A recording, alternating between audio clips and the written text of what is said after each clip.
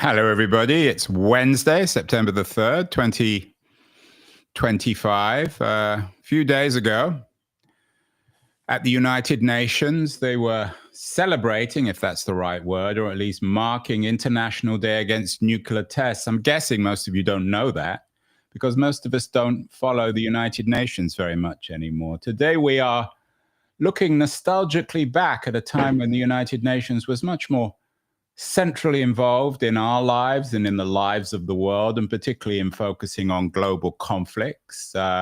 My guest today is an interesting man. Thant Myaint-U is the grandson of U Thant, who ran the United Nations between 1961 and 1971. He has a new book out today, appropriately about his grandfather. It's called Peacemaker, U Thant and the Forgotten Quest for a Just World. He's joining us from Cambridge in the United Kingdom, where he's an honorary fellow at Trinity College, part of Cambridge University. Thant, congratulations on the new book. Thank you. Is this a rather wistful book, looking back 60 years at the 60s when your grandfather was running the UN and the world was much better behaved than it is today with all these terrible conflicts? Two, of course, come to mind, particularly Ukraine and Gaza, which nobody seems to be able to solve. I'm not sure if it was an easier time. I mean, when he took over in 1961, his predecessor, Dag Hammarskjöld, had just been killed. The UN was practically bankrupt. It was at the height of the Cold War. There was the Cuban Missile Crisis soon after, when we almost, veered into a new nuclear conflict. And there were many wars at the time. The time that he was, Secretary General over the 60s was the time of the Vietnam War, the Six-Day War, many other conflicts that killed hundreds of thousands of people. So that was also a time of conflict. But as you suggest, it was also a time when the UN was that much more central and that much more important to trying to resolve those conflicts as well. I'm not sure if you've seen North by Northwest, Hitchcock's classic movie recently, but it features something in the United Nations, a murder, classic Hitchcock, of course, a stabbing. But at that time, when Hitchcock featured the UN in North by Northwest, it seemed a glittering place. Its architecture, that I think was designed or inspired by Le Corbusier, seemed very cutting edge. I've been to the United Nations recently. I've given some speeches, and it seems the reverse. Tell us the history very briefly, Thant, of the United Nations. It's a post-Second World War institution, isn't it? Yeah, well, it was first the name of the Wartime Alliance, with the Atlantic Charter agreed by Roosevelt and Churchill. And then Roosevelt had this idea that after the war, the Wartime Alliance, including the Russians as well, Soviet Union under Stalin, would sort of police the peace and enforce the peace and prevent any new sort of Hitlers from causing trouble. And or so Stalin's, of course, as well. Sorry? Or Stalin's. Well, but this is the thing. So, the idea was that Stalin, Roosevelt, Churchill, the Americans, the Russians, the British would work together. And so even by the time the UN was actually created in San Francisco in 1945, the original idea was kind of by the wayside because the Cold War was beginning to develop and the Americans didn't trust the Russians and the Russians didn't trust the Americans. And so the UN was kind of born out of this kind of false idea of this cooperation between Moscow and Washington. And as you suggest, in the beginning, though, there was a huge amount of enthusiasm, at least on, both sides of the Atlantic in the UK and the US. But it was kind of hobbled because its architecture really didn't fit even the world at that time. But, as you see in the Hitchcock film, it was still a very glamorous place. Everything that happened at the UN was on the front page of the New York Times. People followed it very closely. It polled enormously well. 95% or something of the American people supported the UN. But it was in this time of, Cold War crisis when the person who was the Secretary General of the UN actually then had to craft this kind of mediation role, this neutral role between the superpowers and try to contain and confront and prevent wars as best he could. Yeah, and the guy who ran it before your grandfather, you mentioned earlier, died. He came down, I think, in a helicopter crash, which is still very controversial. Let's go back to 1945. Of course, by then, FDR was dead. As you know, the UN was created in San Francisco, where I'm broadcasting from, my home. It's always been associated, at least in popular culture, with Eleanor Roosevelt, of course, who politically was to the left of her husband. Is that fair, or did the UN itself, as an idea, a promise, did it exist in different, shall we say, sort of political communities for Eleanor Roosevelt on the left, and then maybe more of a centrist, realist take on the world, and maybe even a more nationalist American take? Yeah, there were different strands. So I think by not even the end of the war, but say by 1944, a lot of people in the US, establishment in Washington, foreign policy establishment, thought we can't just kind of retreat to isolation, that there has to be this kind of American commitment to global security, to keeping the peace in the Western Pacific and in Europe. But the feeling was also that the American people didn't necessarily want the US just to have military bases all over the world and try to establish its own kind of empire.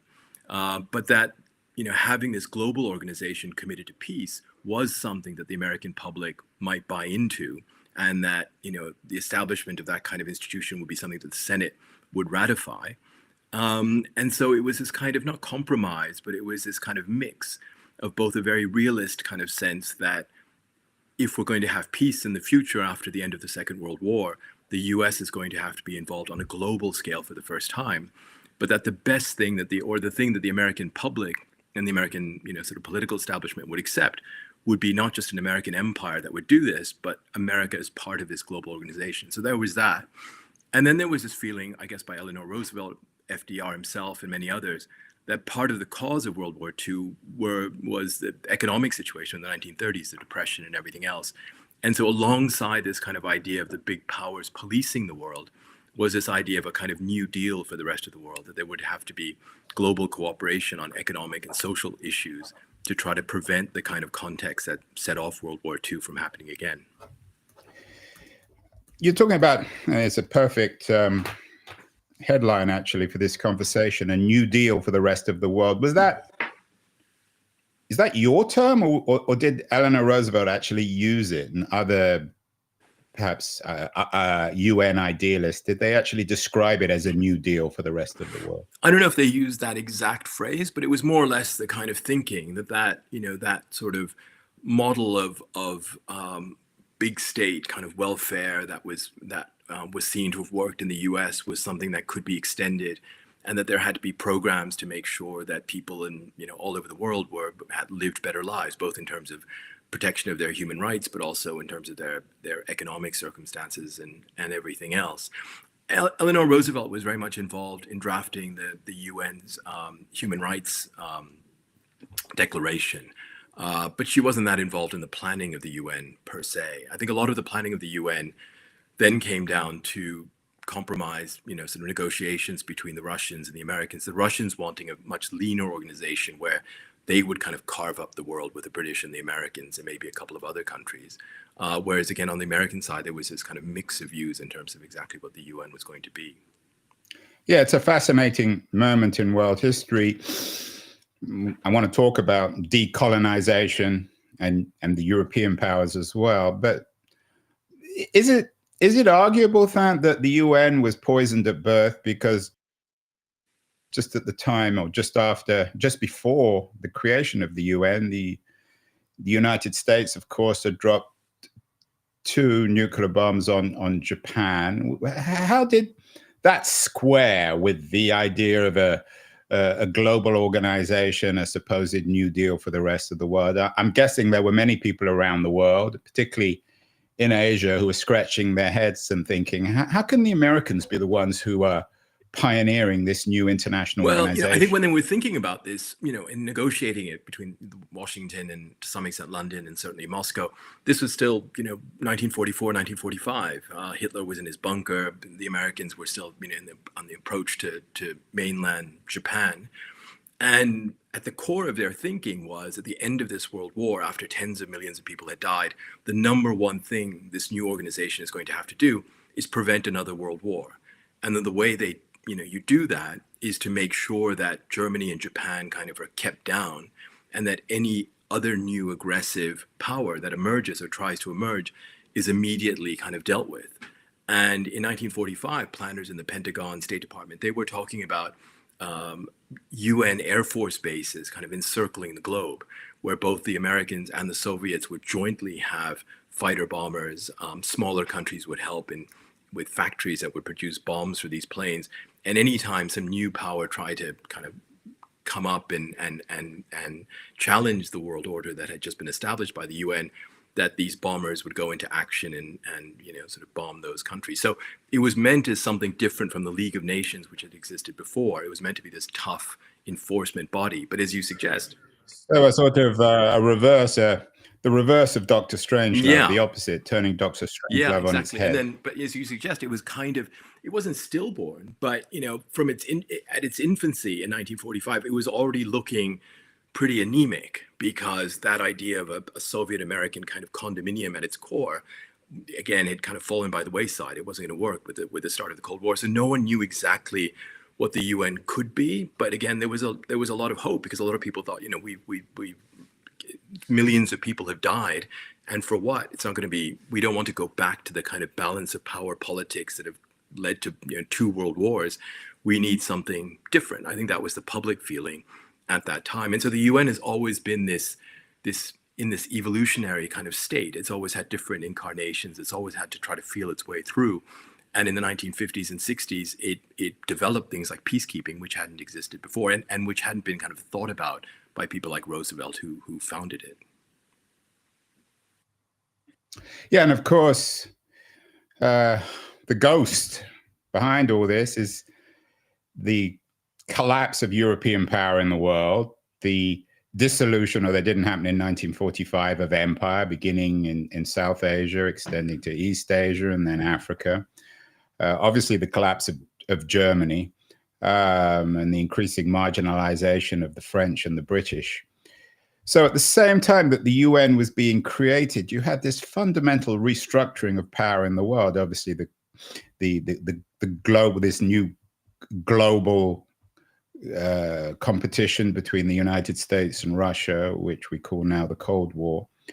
How did the Europeans deal with the UN? Did they feel, as always, that they were somehow missing out, that this thing that was being created in San Francisco was not theirs, and they'd been running the world for several hundred years? Yeah, I think right after World War II, or even in the final kind of months of World War II in Europe, the Europeans, because Europe was in ruins, I mean, they weren't really thinking that much about everything else in the way that Washington had the kind of luxury to think about.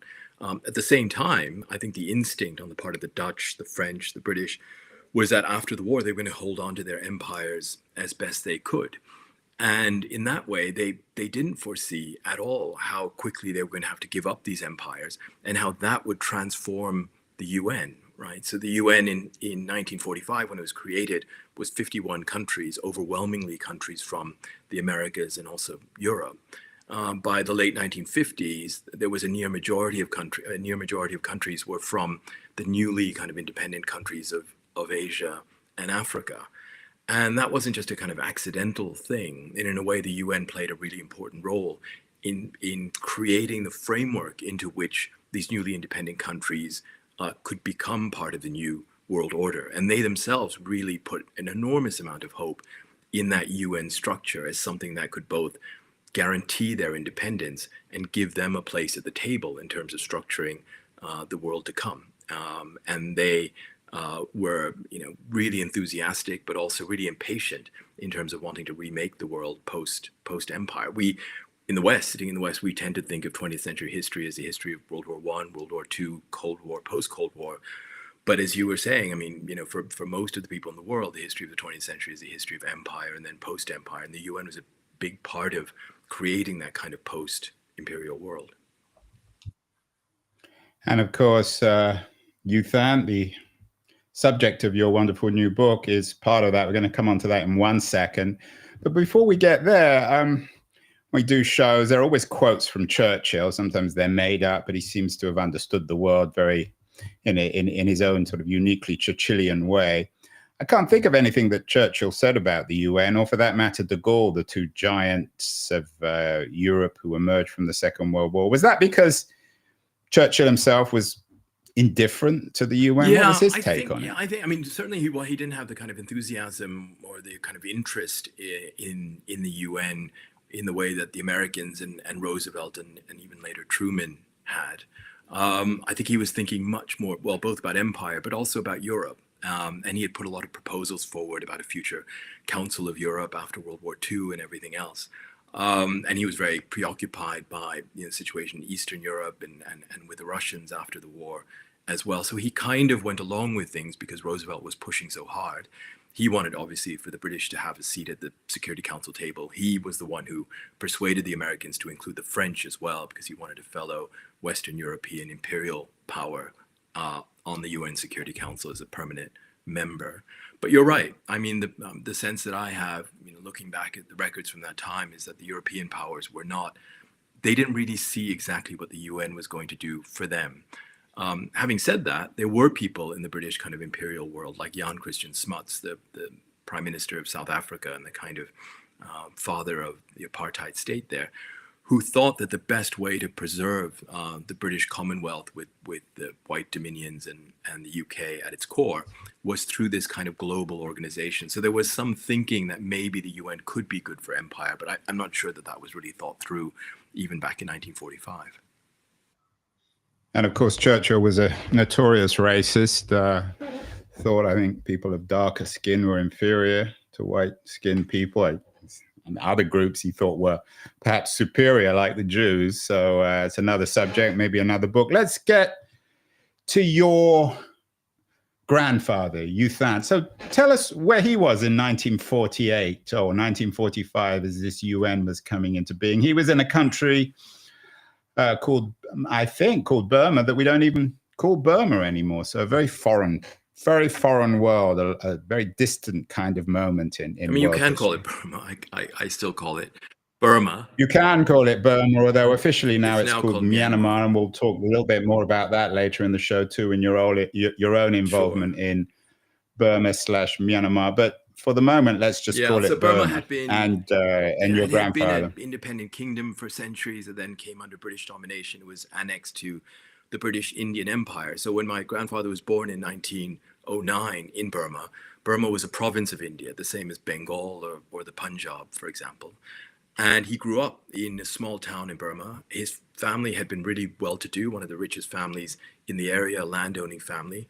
But when he was 14, 15 years old, his father died, and a rival branch of the family took all the money.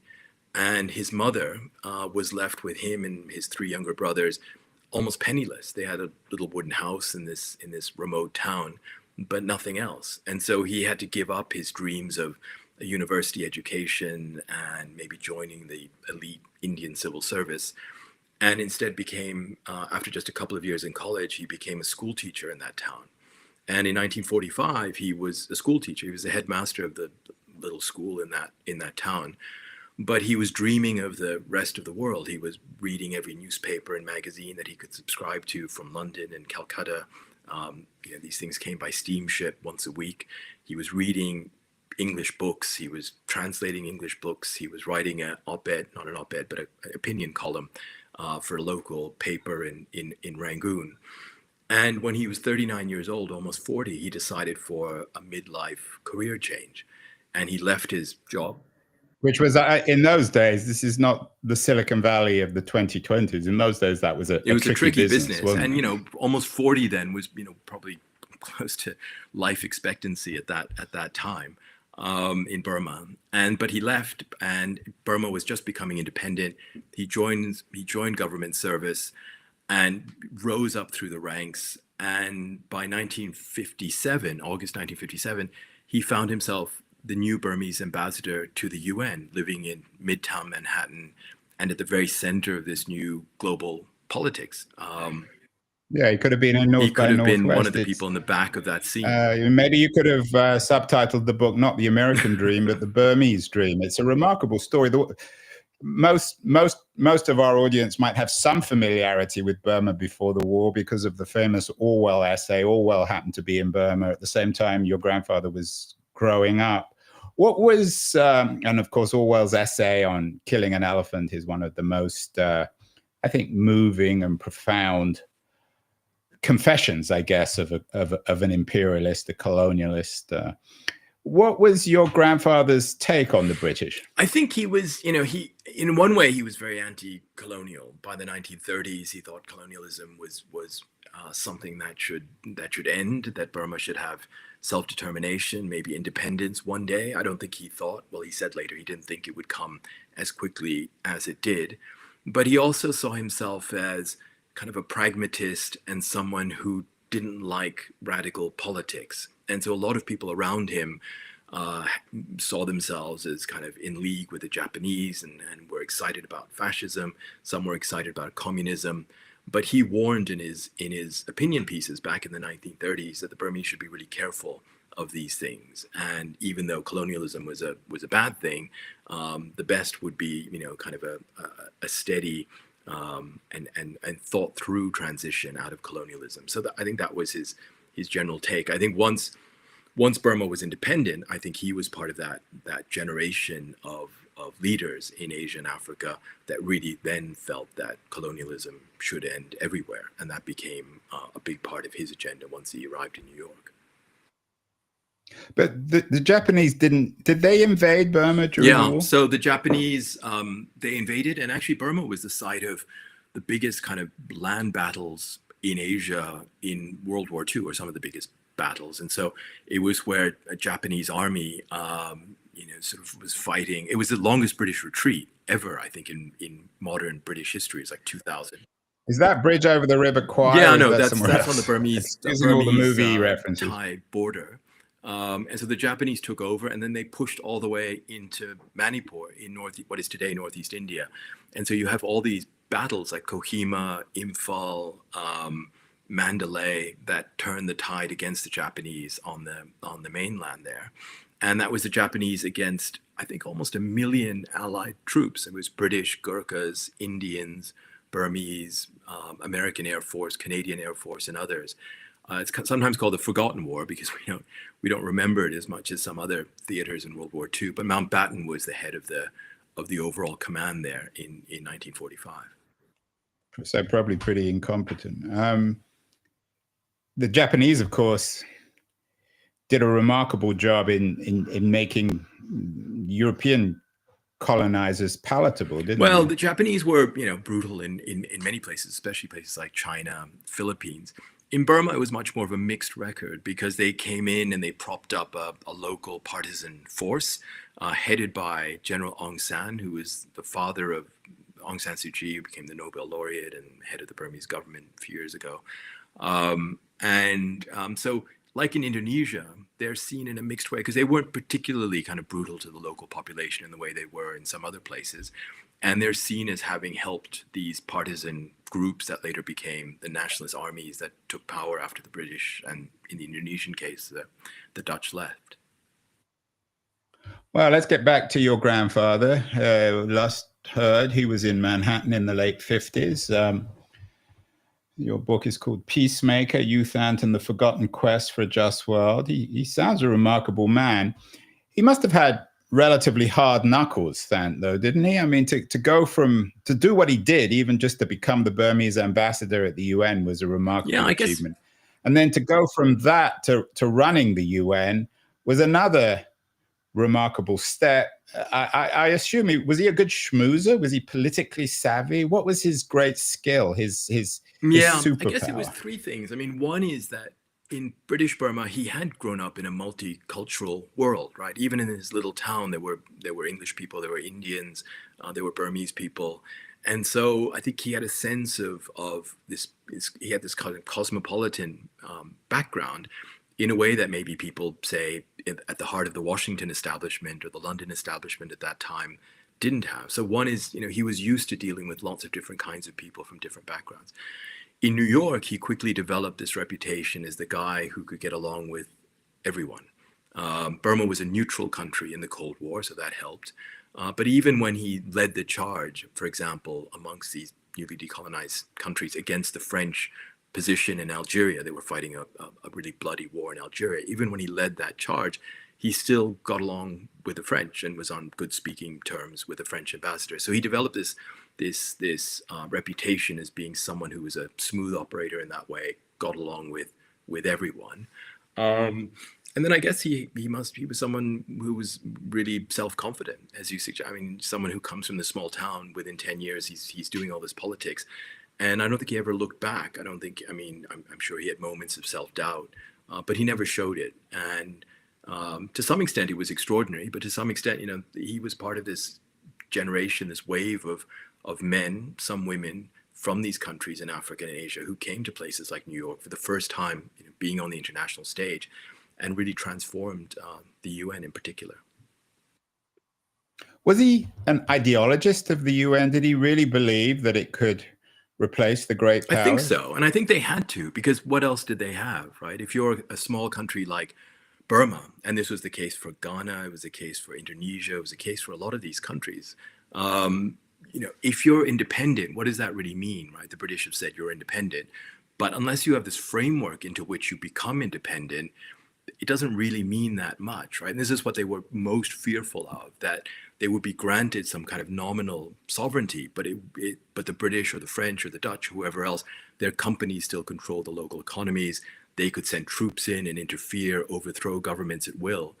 And so they really felt they needed this overall global framework into which they were members and took part and helped to build up. And so in that way, they had to have faith in the UN in a way, because that was the thing that was going to guarantee their independence and make sure that there wasn't this kind of return to the past. Some of these terms now sound, Thant, rather archaic or rather cute. The non-aligned world, I think that term was invented by Tito in Yugoslavia.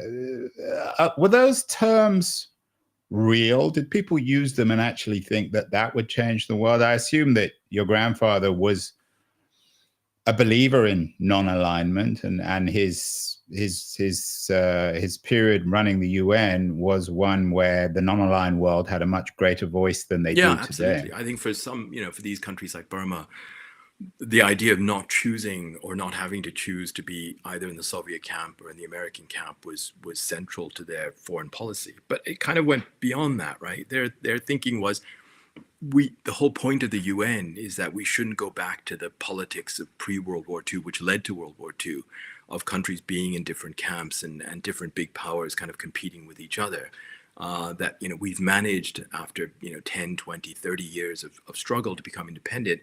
If we can do this, why can't we all, you know, agree to some kind of level of global cooperation and work through this new UN structure? So non-alignment didn't just mean we're not aligned with Washington or Moscow. It was a rejection of that whole idea that the world should be divided into camps.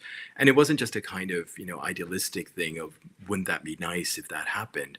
It was a sense that, you know, if we don't offer this alternative, if we don't kind of join up together and confront this idea of a divided world, a Cold War, we risk nuclear annihilation. I mean, the whole world. That the Americans and the Soviets, left to their own devices, are going to go down this Cold War route, and that's going to lead to a nuclear holocaust. So it's not just non-alignment in the sense, in a passive way, like we're not going to join. It was meant initially in a very active way, like we're going to join together to make sure that the Americans and the Soviets don't blow up the world.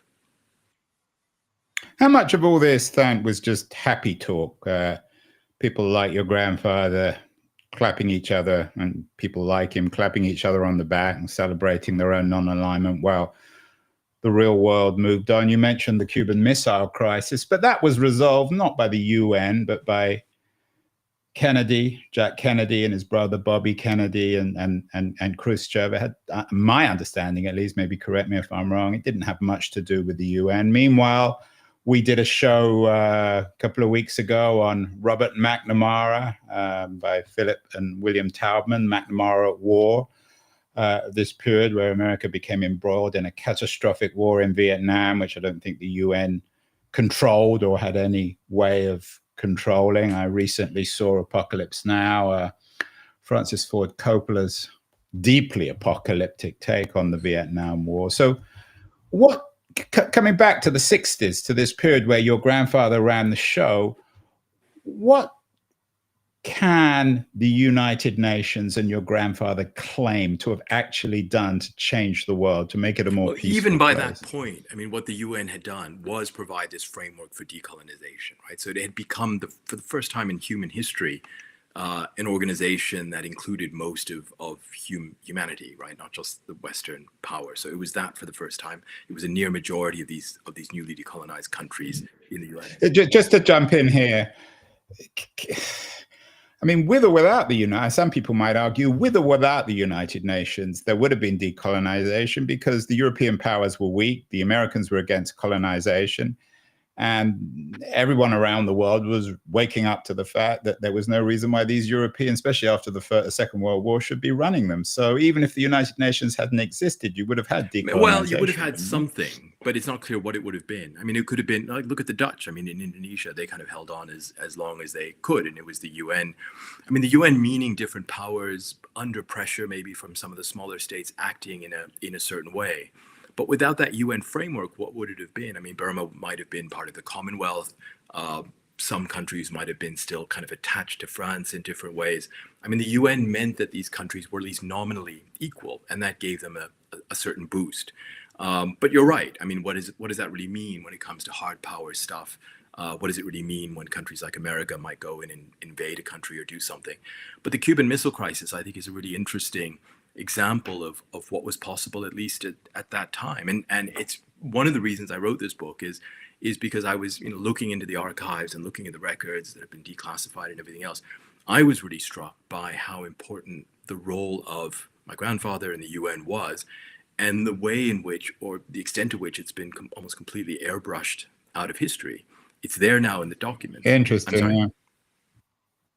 So that's interesting, yeah, because I'm as much a victim of that airbrushing as anyone. I've read quite a lot of the stories in books like McNamara and many others about the missile crisis, and I've rarely come across your grandfather's name. So tell us why you think he was important in the Cuban missile crisis. President Kennedy on that Sunday, 22nd October, made the crisis public. He goes on TV and announces the blockade of Cuba.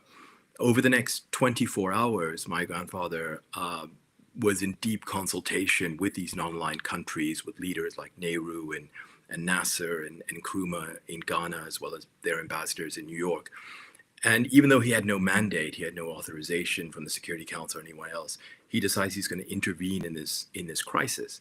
He gives a speech at the Security Council the next day. He sets the framework, which would eventually become the main framework for the settlement of the crisis, which is that the Russians would remove their missiles in return for an American pledge not to invade Cuba. So he was the first to articulate that.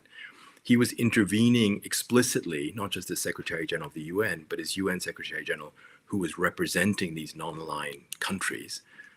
He sent, against pressure from Moscow and Washington initially, or their ambassadors in New York, he sent identical messages to Khrushchev and Kennedy, asking Khrushchev not to send any more missiles to Cuba and asking Kennedy to suspend the blockade. It gets very complicated over the next few days, but it's clear now that for Khrushchev, responding positively to a request from a non-aligned UN Secretary General appealing for something on the basis of global peace was much easier in the Kremlin to do than responding to an ultimatum from an American president. So for the Russian side, it was just, we don't know if it was 5% of the picture for them, 10% or 20%, but it was part of the picture in giving them this kind of face-saving climb down at this extreme moment of confrontation. For the Americans, it was something different. I mean, Kennedy, that first night when he got the message, wasn't really quite sure what to do about it, but he saw that my grandfather was becoming very active, was talking to all of these different countries, and he had this sort of light bulb moment. And that evening, in the middle of the night, actually, they telephoned my grandfather and asked him to send a second message to Khrushchev, asking Khrushchev to turn his ships around. And my grandfather secretly, without telling any of his people, did that the next morning. And that was, again, part of the reason that Khrushchev was was given the kind of space to climb down at that time.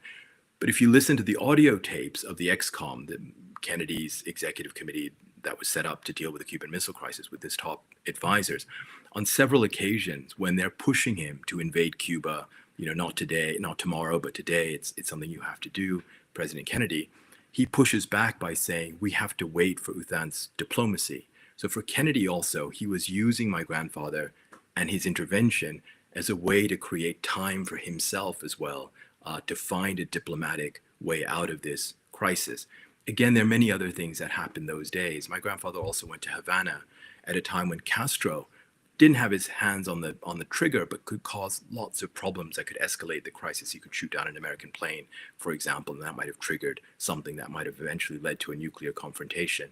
He flew down to Havana and said to Castro, it was 2 days, and then he said in private to Castro when they had a one-on-one meeting, he said, look, you come from a small country, I come from a small country. You have every right to have foreign military bases, to enter into foreign military alliances. But look, I'm trying to paint you this bigger picture. The world is on the brink of a nuclear holocaust. Let's just all take a breath and take a step back. And Castro goes on TV the next morning, and one of the first things he says is, U Thant has shown us respect.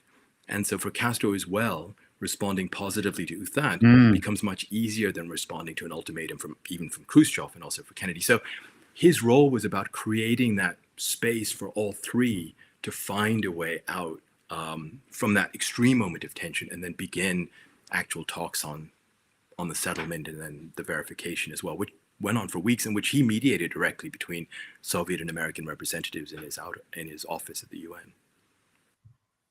Interesting. I think Francis Fukuyama's written a book about respect, so maybe that's what your grandfather brought to the world, respect for people like Castro and Nasser. Although, do you think he was aware that some of these characters who were turned into celebrities in the 60s, Castro, Nasser, some of the post-independence leaders in Africa, Mugabe comes to mind, that they themselves may not be perhaps quite as bad as the colonial rulers who they replaced, but were no angels either? No, he knew that firsthand from his Burma experience. I mean, he was surrounded in Burma by unsavory politicians, people he didn't like very much, radical politicians. He knew friends, ex-colleagues, people who became communists in Burma, took to the bush, so I think he was aware of this. And I think his main feeling at that time was, what we need to do is create a kind of level of global peace and cooperation that will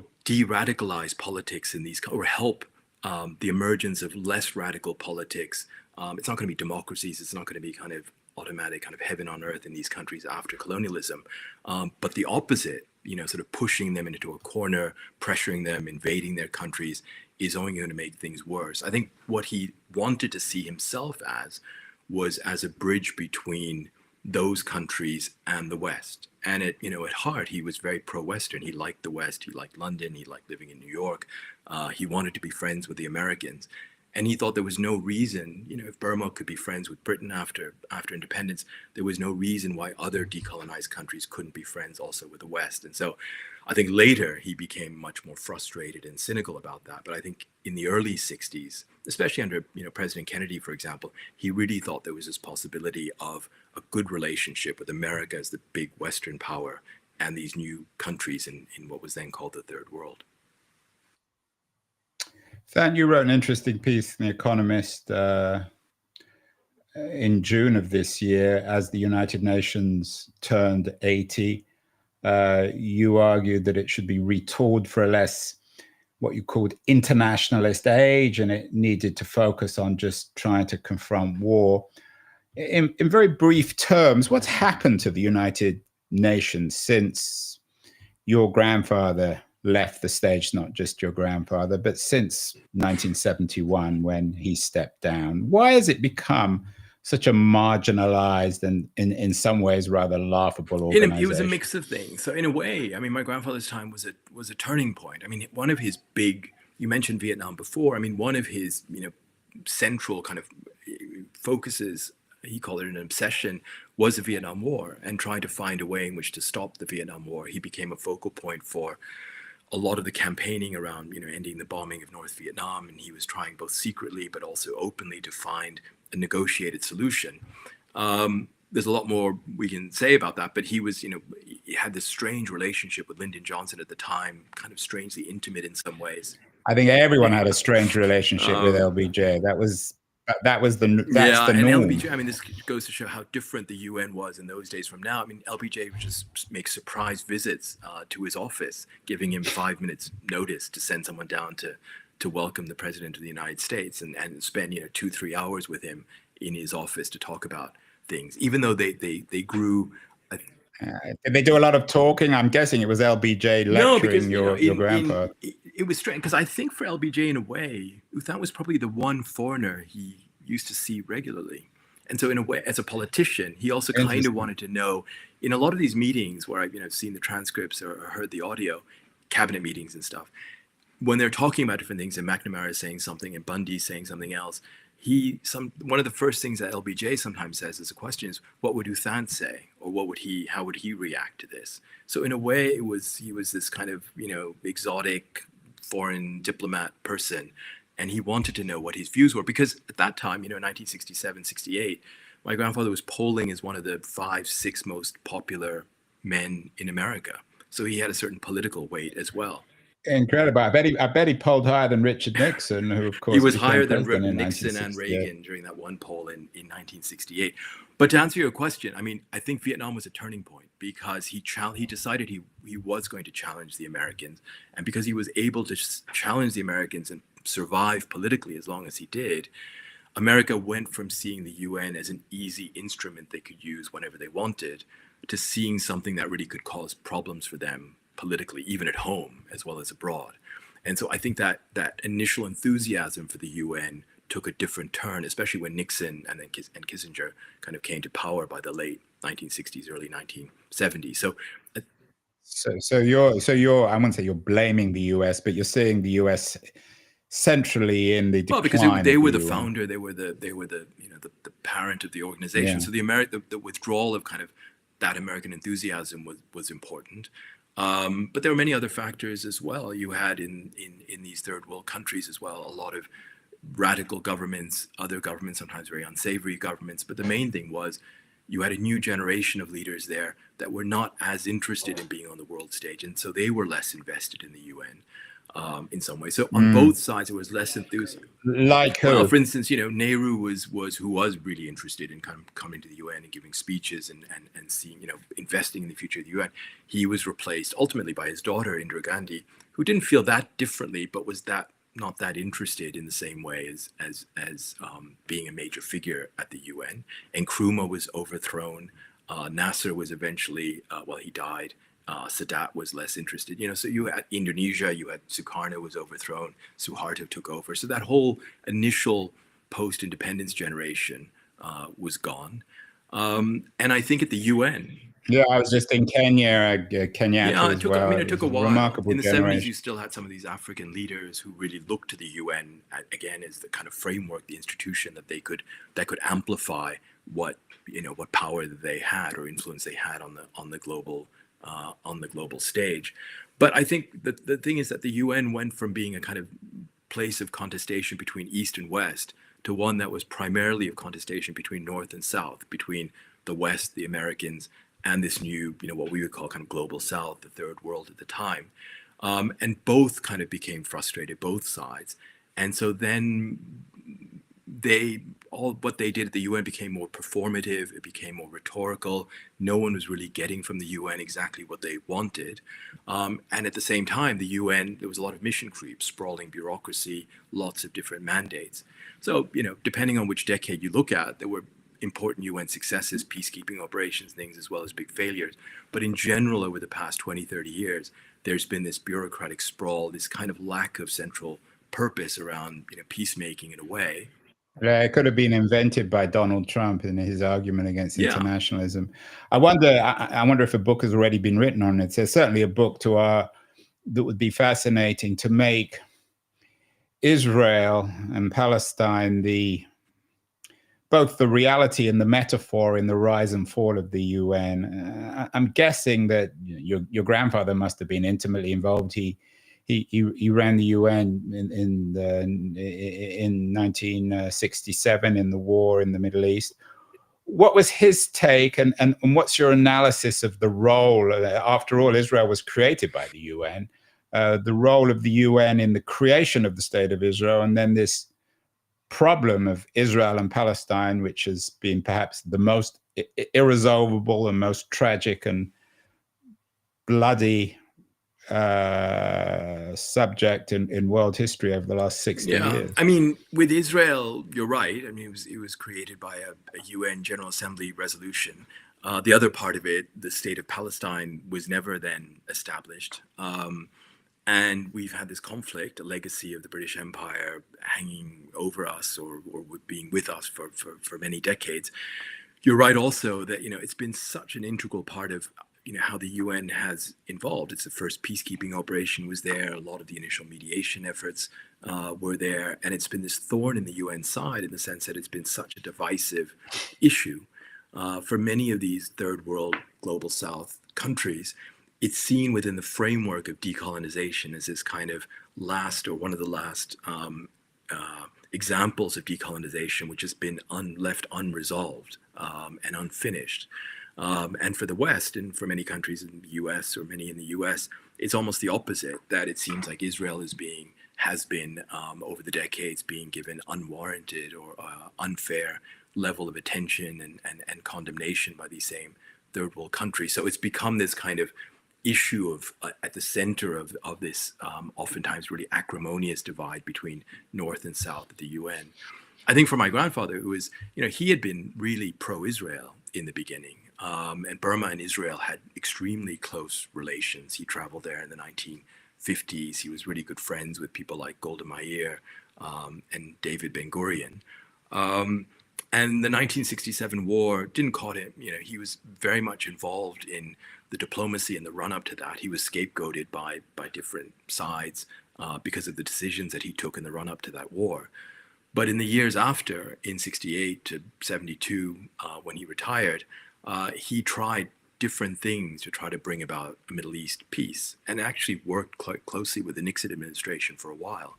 And in 1970, he and his mediator, Gunnar Jarring of Sweden, got the Egyptians, briefly the Israelis and the Jordanians, to agree to a settlement where Israel would withdraw back to its 1967 boundaries, and the UN Security Council would set up this really robust peacekeeping operation, including American and Soviet and British and French soldiers, maybe 20, 30,000 of them, to police that line to ensure a permanent peace. But that never went through, and I think Henry Kissinger was a big part of undermining that settlement. I bet your grandfather didn't like Henry Kissinger. They had a completely different worldview. So if you take that Middle East situation, I mean, I think Henry Kissinger's feeling by 1970-71 was that all these countries, Egypt, Israel, were chess pieces in this global kind of game between Moscow and Washington. And he thought, Israel was their ally and everything had to be thought of in that way. I think for my grandfather, the idea was much more, if we have peace in the Middle East, countries like Egypt will kick out the Soviets on their own. They have no desire to be under Soviet domination, in the same way that he knew the Burmese government wouldn't want to be under Soviet or Chinese or any other domination. So he always said to the Americans, to Nixon, I don't think he talked to him very much, but to Johnson and Kennedy before, America should be actually on the side of these countries and on the side of peace, because if there is peace, if America is kind of open to these kinds of settlements, countries will naturally be much more pro-American and will naturally kind of reject domination. Yeah, we did a show. I'm sure you know Ed Luce from the FT. He has a new book out on Brzezinski, the other side, the more acceptable side of American foreign policy compared to Kissinger. You've been very generous with your time, Thant. Two brief questions. So, as I said, you wrote an interesting op-ed in The Economist, or you were interviewed on the UN turning 80. What can we realistically expect of the UN in 2025? I think it's going to be very difficult. I mean, it's not like the age that I've been talking about, the 1960s, can be just kind of resurrected in any way. I think that the limited political oxygen we have around the UN should really be focused on the choice of the next UN Secretary General. I think we're in an era where people, personalities still matter. I think if we have the wrong person, that's kind of the end of the UN. I just don't think it can survive. So remind us who's actually there's no running. right. It's not even a kind of what's the word, a rational, clear process. The current Secretary General's term ends at the end of next year, so someone should be chosen by. Who's the yeah? I mean, and this maybe reflects my own ignorance, or maybe more broadly, who's the current Secretary General of Portugal? And so someone should be chosen by next summer. The UN Charter just says that the General Assembly, where every country, 193 countries each have one vote, will appoint someone on the recommendation of the Security Council. And so in practice, what that's meant is that the five big powers, or the five powers of 1945, China, France, Britain, Russia, and America, have to kind of agree on someone. And then usually the General Assembly just rubber stamps that choice. But how it's going to work now, and what kind of person Donald Trump, Vladimir Putin, Xi Jinping will think about, will they just want the weakest possible person?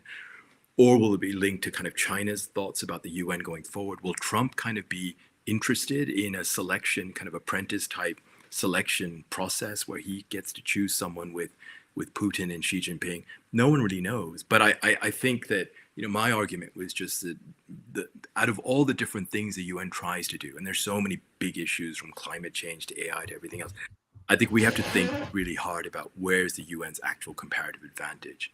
And I think that lies in the UN being the only universal body in the world dedicated to peace. And we have to go back to that core function and think about, what can the UN actually do in terms of peacemaking in 2025, 2026, and what kind of person do we want to have lead the organization next year?